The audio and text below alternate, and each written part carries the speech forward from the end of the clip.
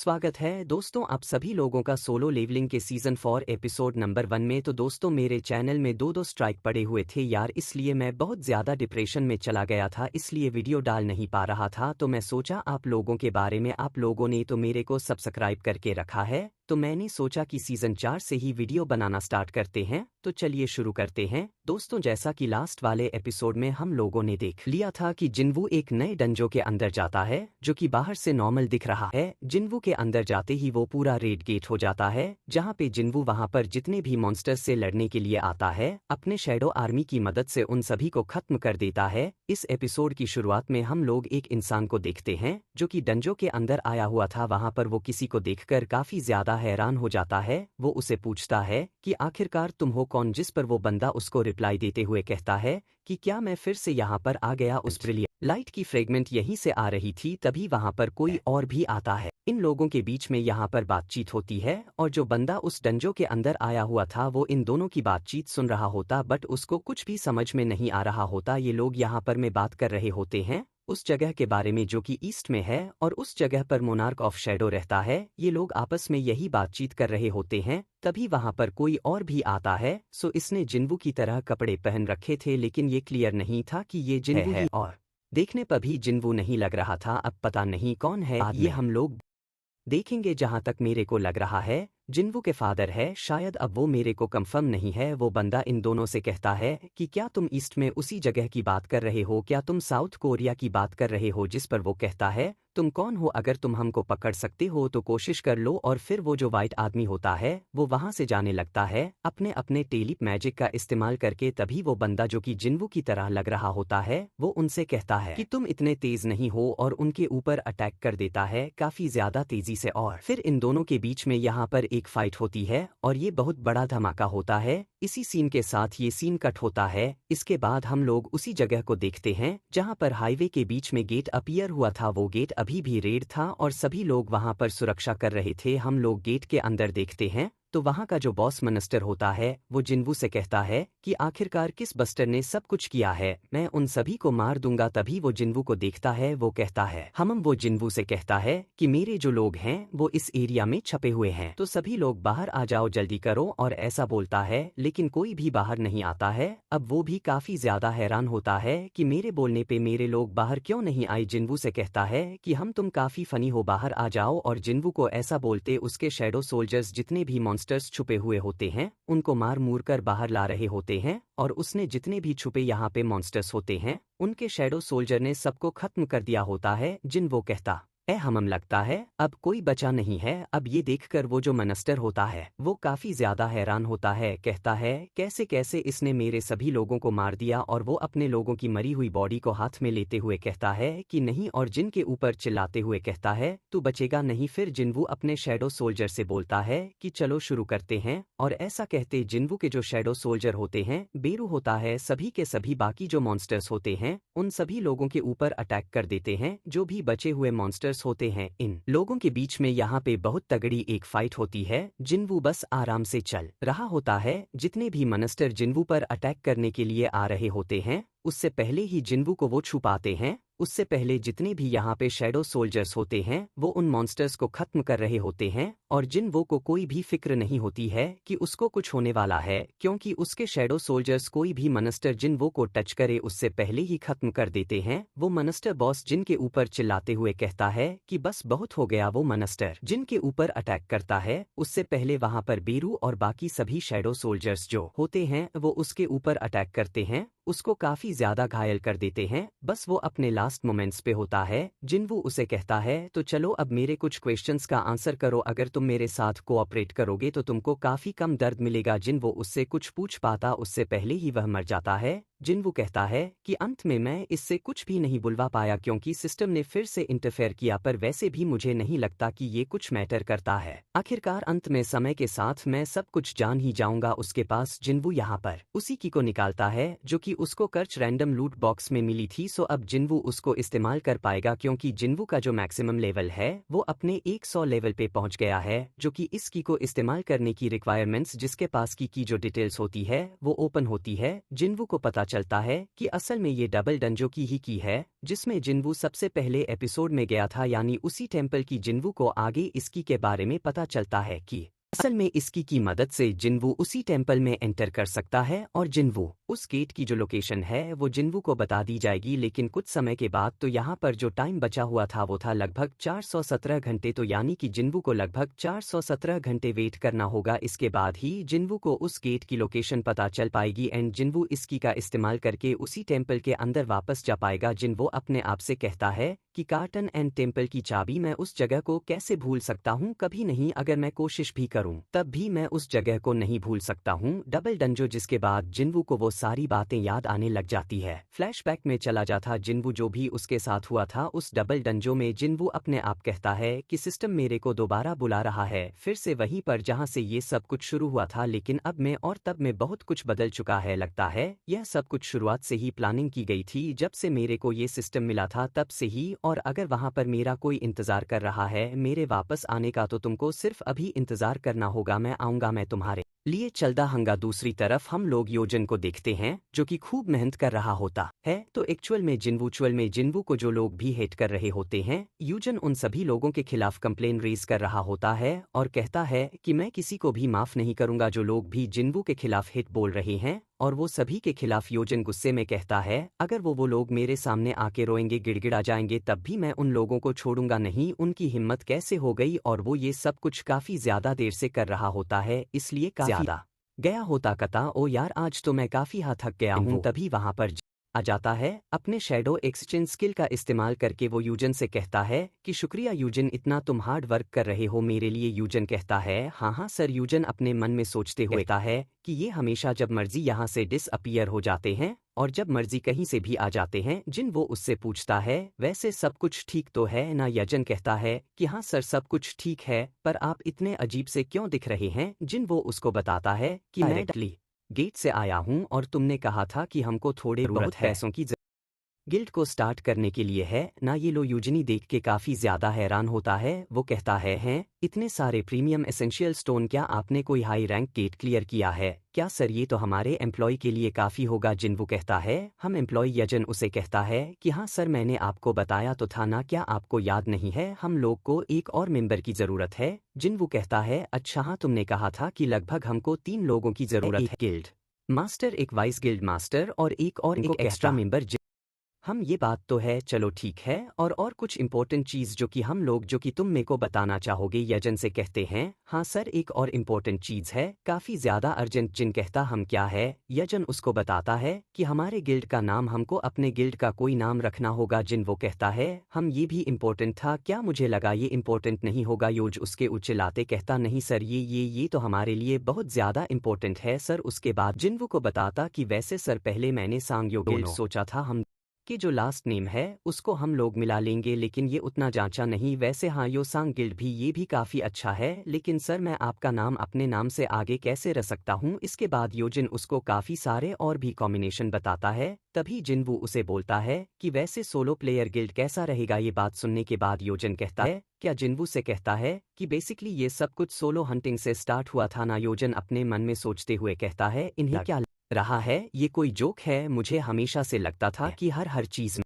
बेहतर है, पर ऐसा नहीं है। हाँ वैसे भी ये भी इंसान है, ये भी हमारी तरह ही सोचते हैं। तभी गेट पर कोई आता है, वो गेट खटखटा आता है। योजन कहता है अब कौन है? और जैसे ही यूजन बाहर जाता है तभी जो बाहर आया हुआ होता है वो यूजिन से बोलता है क्या ये मिस्टर साजन वो का ही ऑफिस है? तभी यूजन से बोलता कि हाँ लेकिन आप कौन? और तभी वो देख के काफी ज्यादा हैरान होता। कहता है मिस चाइन आप तो एक्चुअल में यहाँ पर मिस चाइन आई हुई होती है। वो भी कहता है मिस चाइन आप यहाँ पर क्या करने आई हैं? मिस चाइन उसे कहती है कि वैसे मैं यहाँ पर तुम्हारा गिल्ड ज्वाइन करने के लिए आई हूँ। जिसके बाद ये लोग आपस में बात करने लग जाते हैं। फिर से जिन्वू मिस चाइन से पूछता है कि मैं आपसे दोबारा पूछना चाहूंगा वैसे आप यहाँ पर क्या करने के लिए आई हैं? मिस चाइन उससे बोलती हैं क्या तुमने सुना नहीं जो मैंने बोला था? अभी मैं तुम्हारा गिल्ड ज्वाइन करना चाहती हूँ। यह बात सुन के जिन भी थोड़ा सा कंफ्यूज होता है। वो अपने मन में सोचते हुए कहता है कि मैं काफी ज्यादा कंफ्यूज हो रहा हूँ, आखिरकार यहाँ पर चल क्या रहा है। जिन वो मिस चाइन से पूछता है कि वैसे क्या आपको मिस्टर गो ने भेजा है ये सब करने के लिए। मिस चाइन उसको मना कर देती हैं। वो कहते हैं कि वो मुझे क्यों भेजेंगे। जिसके बाद जिनवू से पूछता है कि क्या आपको मिस्टर चोई ने अपने हंटर गिल्ड से निकाल दिया है। मिस चैन कहते हैं अरे नहीं। जिन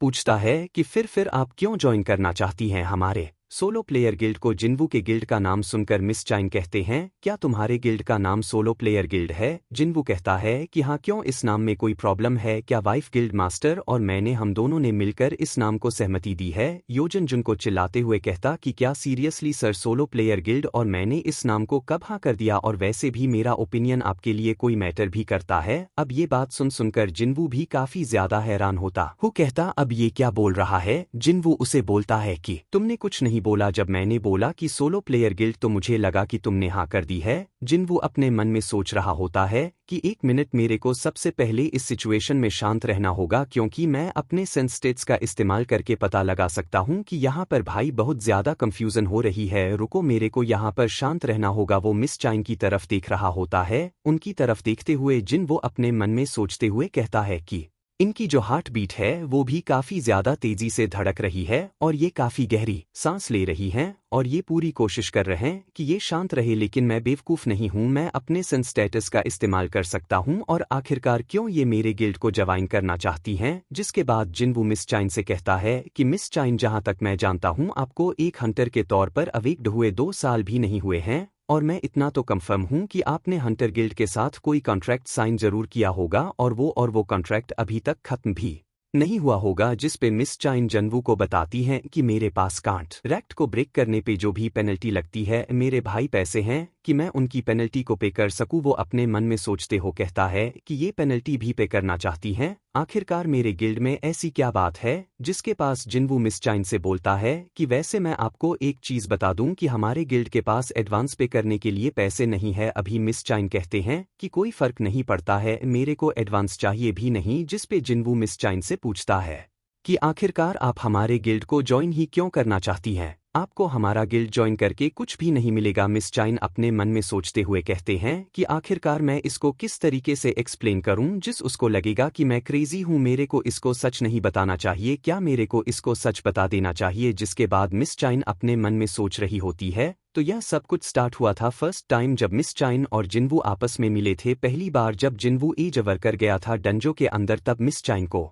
जिनवू के अंदर से काफी अलग ही स्मेल आई थी और इस वजह से मिस चाइन ने उसके ऊपर शक भी किया था और उसके बारे में काफी सब कुछ, बहुत सारी इन्फॉर्मेशन जो भी थी वो सब कुछ निकलवाया था। और फिर उनको धीरे धीरे कर जिनवू के ऊपर शक भी होने लग गया था। फिर मिस ने काफी रिसर्च किया था जिनवू के बारे में और फिर उनको यह भी न्यूज मिल गई थी कि वो एस रैंक का हंटर वगैरह बन गया है। और भी इसी तरीके से पूरी स्टोरी चलती और फिर उसके बाद जेजू आइलैंड की रेड पर जब ये सभी लोग घायल हो गए तो वहां पर जिनवू उनको बचाने के लिए आया था और मिस चाइन भी लगभग मरते मरते ही बची थी। वो पूरी तरीके से मर ही गई थी एक तरह से, लेकिन फिर भी वो फाइनली बच गई थी जिनवू की वजह से ही। और जब मिस चाइन को होश आता है तो मिस्टर गो से पूछती हैं कि मेरे को किसने बचाया, क्या वहां पर जिनवू आया था। मिस्टर को कहते हैं कि हाँ, और यही सब इंसिडेंट होने के बाद मिस चाइन जिनवू के काफी ज्यादा करीब काम करना चाहते हैं ताकि वो जिनवू के बारे में और भी बहुत कुछ जान सके। मिस चाइन अपने मन में सोच रही होती है कि मैं चाहती हूँ तुम मेरे साथ रहो मेरे आखिरी सांस तक। अरे नहीं, ये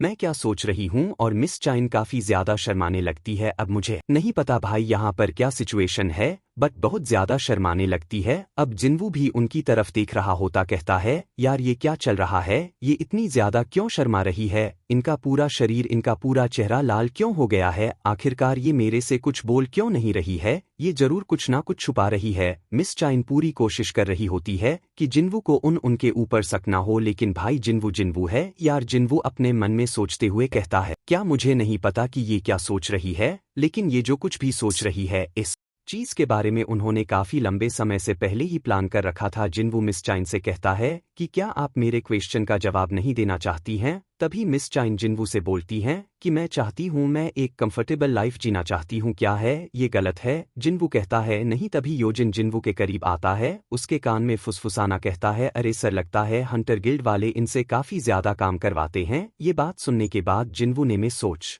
रहा होता है कि वैसे हाँ यार, मिस चाइन अभी 22 या 23 साल की होंगी और ये इतनी जल्दी एक एस रैंक की हंटर बन गई तो इनके ऊपर काफ़ी ज़्यादा बर्डन आ गया होगा। और हाँ, अभी जल्दी में तो इजू आइलैंड रेड में ये काफ़ी ज़्यादा इंजर्ड भी हो गई थी। मेरे को इनके बारे में बहुत ज़्यादा बुरा लग रहा है। लेकिन इसके बाद जिन वो मिस चाइन से कहता है कि असल में हमारे गिल्ड को ज्वाइन करने के लिए आपको एक एंट्रेंस टेस्ट भी देना होगा। तभी मिस चाइन कहती हैं क्या, लेकिन रिक्वायरमेंट पोस्टिंग में तो ऐसा कुछ भी नहीं बताया गया था। तभी जिनवू योजन की तरफ देखते हुए कहता है कि हमारी ये नई रेगुलेशन है, तो मुझे लगता है कि हमारा जो वाइस गिल्ड मास्टर है उसने कोई मिस्टेक कर दी है। और वो यूजन की तरफ देखता है। वो यूजन से कहता है हमारे गेस्ट के लिए कुछ खाने पीने के लिए लाओ। यूजन कहता है हाँ हाँ बिल्कुल सर। जिसके बाद मिस शाइन जिन से बोलती है कि वैसे किस प्रकार का टेस्ट होगा। जिन वो अपने मन में सोचता हो कहता है क्या ये इतनी जल्दी तैयार हो गई, सीरियसली, चलो कोई नहीं। जिसके बाद जिन वो उनको बताता है आपको मेरे एक समन बीस्ट को हराना होगा। मिस चाइन बोलती हैं बस इतनी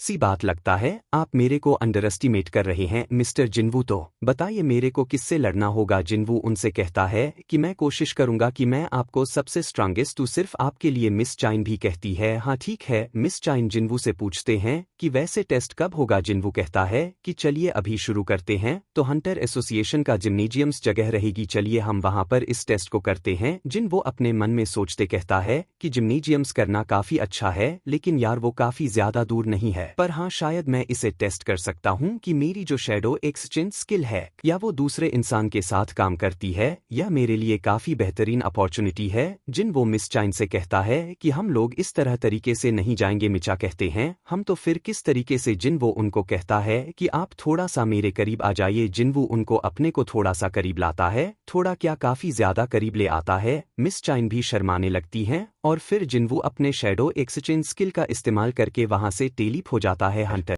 एसोसिएशन के जिम्नेजियम्स के लिए, यानी मिस चाइन के लिए खाने पीने का सामान लेकर आ गया होता है। जैसे ही वो एंटर करता है वो कहता है अब ये लोग कहाँ गए, और उसके सामने जिन का एक शैडो सोल्जर होता है जिसको देखकर वो काफी ज्यादा हैरान होता है। और जिन सोल्जर होता है वो जो खाना लेकर आया था योजिन मिस चाइन और जिनवू के लिए, वो उसको खा लेता है। अब ये देखकर योजिन तो और भी ज्यादा डर जाता है। दूसरी हम लोग जिम्नेजियम्स चाइन को लेकर टेलीप हो गया था। जिनवू कहता कि हम लोग यहाँ पर प्रैक्टिस करेंगे। मिस चाइनी देख के काफी ज्यादा हैरान होते हैं किस तरीके से वो लोग इतनी जल्दी इस जगह पर आ गए। वो कहती हैं कि कैसे। चिनू अपने मन में सोचते कहता है कि मैं जानता था शैडो एक्सचेंज स्किल एक गेट की तरह काम करता है, मैं इसका इस्तेमाल करके एक दूसरे इंसान को अपने साथ ट्रेवल करवा सकता हूँ। इसका मतलब यह है कि मैं अपने साथ किसी और को भी एक जगह से दूसरी जगह टेलीप करवा सकता हूँ। लेकिन हाँ, मेरे शैडो सोल्जर को भी उस जगह पर होना होगा, न घंटे तक वेट भी तो करना पड़ेगा, ना तो मेरे पास 3 घंटे हैं। चलो मैं इनका यहाँ पर टेस्ट ले लेता हूँ, शायद मैं इस स्किल का इस्तेमाल करके वर्ल्ड के दूसरी साइड भी ट्रेवल कर सकता हूँ। ये तो देखने वाली बात होगी। जिसके बाद जिनवू मिस चाइन से कहता है कि चलिए शुरू करते हैं। मिस चाइन तो अभी भी हैरान होती है कि किस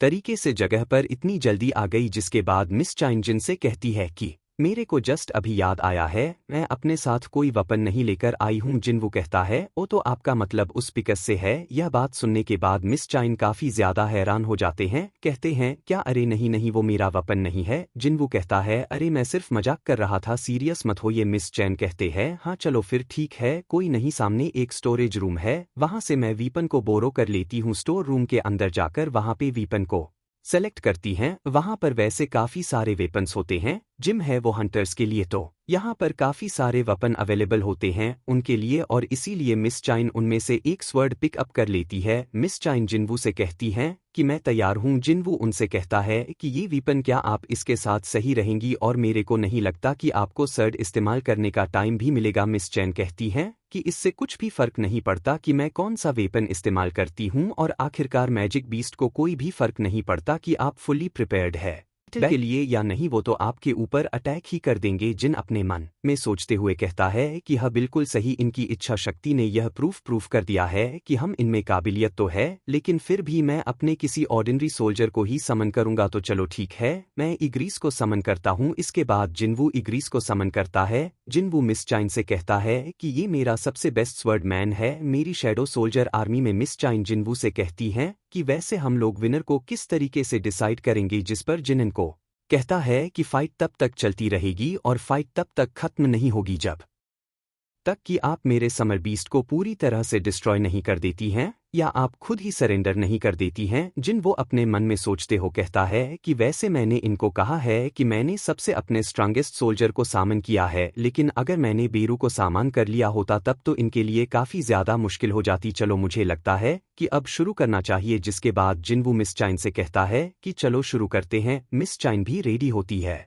जिनवू मिस चाइन से कहता है कि आप थोड़े समय के लिए उधर मुड़ जाएंगी और फिर वो ग्रीस को अपने इन्वेंट्री में से निकाल के एक स्वर्ड देता है और उसे कहता है कि तुम इसका इस्तेमाल करो। फिर जिन मिस चाइन से कहता है कि चलो ठीक है, टेस्ट को शुरू करते हैं। मिस चाइन भी रेडी हो जाती है और फिर ग्रीस और मिस चाइन के बीच में फाइट स्टार्ट होती है। वो अपने मन में सोचता कहता हम जितना मैंने एक्सपेक्ट किया था ये तो उससे भी फास्ट है। अगर कोई ऑर्डिनरी इंसान हो तो वो तो मारा जाएगा। अगर इग्रीस ने अपनी ताकत दिखा दी तो चलो देखते हैं। हंटर एसोसिएशन में हम लोग मिस्टर गो को देखते हैं जो कि अपना काम कर रहे होते हैं। तभी उनको कुछ सुनाई देता है। वो अपनी खिड़की से देखते हैं तो उनको जिम्नेजियम्स को किसी ने आज के लिए रिजर्व नहीं कर रखा था। जिसके बाद वो फ़ोन लगा के अपने एक असिस्टेंट से बोलते हैं कि जिम्नेजियम्स है उसका का मेरे को एक्सेस दो। मिस्टर गो जब देखते हैं कि वह कहते हैं क्या वैसे ये दोनों यहाँ पर कब आ गए, और फिर मिस्टर गो को याद आता है ओ तो ये बात है। तो यहाँ पर उनको याद आता है कि जरूर जब